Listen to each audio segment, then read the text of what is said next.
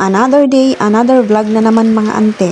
Masama ang panahon ngayon, naulan, medyo mahangin na din. May bagyo daw ayon sa balita. Kaya mag-iingat po tayo mga ante. Stay safe po tayo.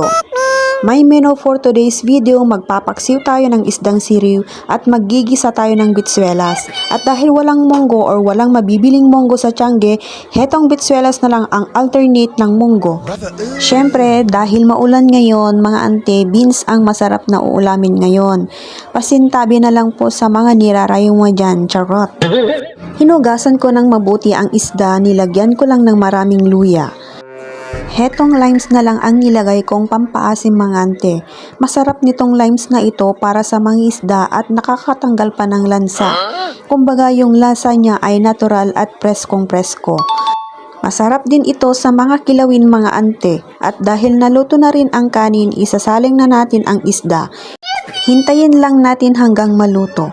Sa may kalan na ako magigisa dahil malambot na itong bitsuelas.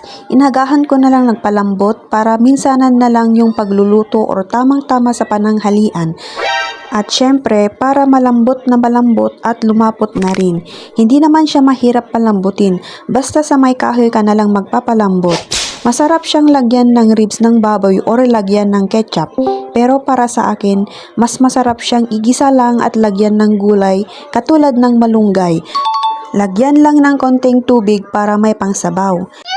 Heto yung mauulam na simple lang sa amin na kontento sa buhay mga ante. Ilagay ko na ang malunggay at hinalo-halo. Hintayin hanggang maluto ang malunggay at pagkatapos niyan, titignan ko ang pinaksiw ko kanina. Tamang-tama, luto na, tara na at kakain na. Thank you Lord sa food today.